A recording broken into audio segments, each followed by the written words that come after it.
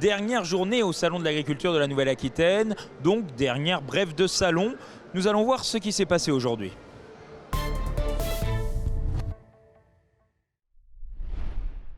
Alors nous sommes lundi au Salon de l'Agriculture avec Eric Farino. On nous avait dit donc au courant de la semaine qu'il allait bien y avoir un événement ce matin. Eh bien Eric, est-ce que vous pouvez nous raconter ce qui s'est passé aujourd'hui?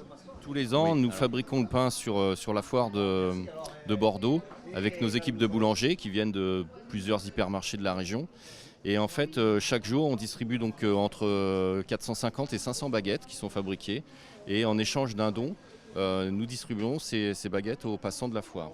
Et ces dons qui sont donc collectés sont remis en fin de foire à la banque alimentaire. Et cette année, voilà, on réalise une belle somme, la belle somme de 2020 € pour distribuer, puisque j'ai bien compris, quasiment 10 000 repas sur la métropole de Bordeaux. Voilà. C'est un très très beau chiffre, 2020 €. 2020 €, c'est plus que l'année dernière. C'est pas tout à fait le double, mais pas loin. Donc on espère faire mieux l'année prochaine pour le coup. Voilà, donc on fera en sorte de trouver d'autres idées pour collecter plus pour une bonne œuvre en fait. On a vu qu'il y a un chèque qui avait été remis de 2020 €. Quelle est votre réaction par rapport à ça?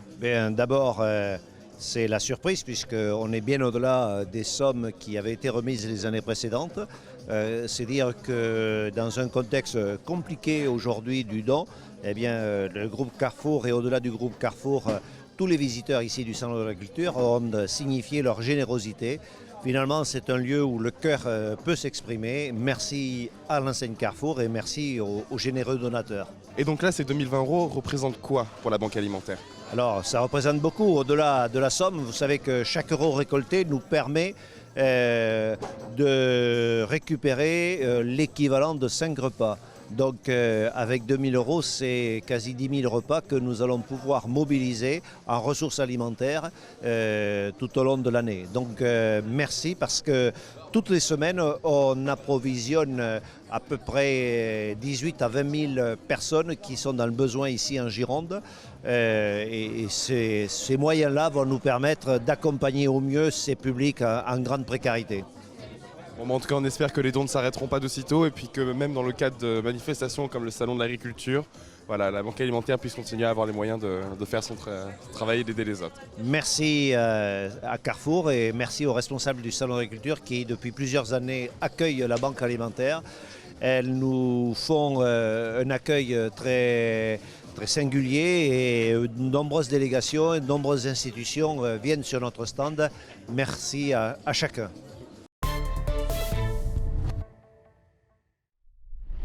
Agathe et Yannick, dernier jour, marché producteur du pays. Apparemment, ça a marché parce qu'il y a une bourriche là et quelques huîtres.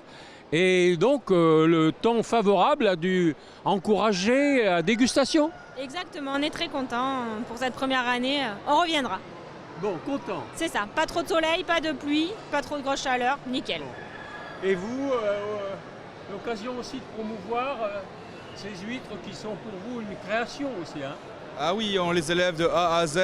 Notre naissance vient directement du Cap Ferré. On les travaille pendant 3 ans pour pouvoir les amener ici. Et alors, puisqu'on est quand même en Gironde, rappelez-moi où vous êtes installé au Ferré. On est au Cap Ferré même, tout au bout, les avant-derniers, juste en face du Membo. Voilà. On a nos parcs là et on les travaille de A à Z. Elles sont nées et élevées au Cap Ferré même. Membo, à la pointe du Ferré, vers le côté océan. Non, côté bassin. Côté bassin, pas loin du phare, dans le quartier ostréicole et des pêcheurs. Voilà. Et donc c'est pour vous aussi une installation récente? Ah oui, ça fait 4 ans pile poil là, maintenant cette année, au début juin, comme nous sommes enfin installés. Oui, et donc des marchés, là c'est une occasion de promouvoir votre produit, mais des marchés qui vont au-delà de la Gironde, bien entendu? Nous on essaye quand même de faire du local plutôt quand même. Hein. Un circuit court et un maximum direct du producteur à l'éleveur et plutôt du producteur au consommateur. Et vous êtes présent aussi sur la métropole, par exemple, sur Bordeaux Métropole? Oui, moi j'ai un marché à Cestas-Gazinet tous les dimanches matins et on a un bar à huîtres avec ma petite sœur, place des Chartrons. Eh bien voilà, des informations pour les amateurs d'huîtres bordelais notamment et girondins. Eh bien, bonne continuation. Merci, bonne journée.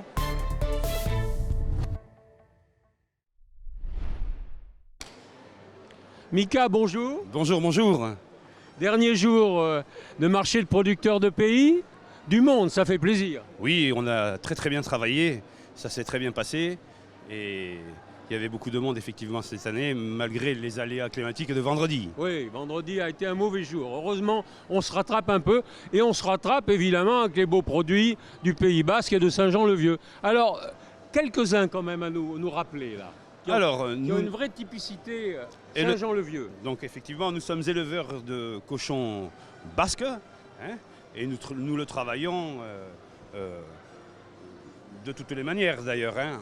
On retrouve le jambon, des cochons qu'on élève à peu près pendant 12 mois au bois hein, et qui mangent tout ce qu'ils trouvent au fil des saisons. Après, le principe, c'est qu'on les tue aux environs de 120 à 140 kg.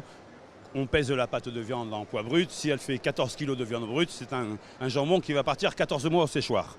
Après, on travaille également dans ce cochon la longe de porc. La longe de porc, hein, l'endroit évidemment où on fait les côtes de porc. On le travaille côté filet, ce qu'on appelle dans le Pays Basque le lomo, juste mariné au piment d'Espelette, ou côté échine, appelé la biscara. Hein, on a traduit en français par copa. Voilà. Après, nous travaillons le filet mignon nature et le filet mignon de truie, mariné au piment d'Espelette. Et on termine avec l'andouille basque bien relevée aux herbes de montagne, poivre et piment d'Espelette. Une magnifique palette de produits aux couleurs du Pays Basque. C'est ça, exactement. On peut le faire en chantant aussi. On peut également. Merci beaucoup à vous. Mais ça a été un plaisir, ça a été un plaisir. Merci. Bonjour Julius. Bonjour.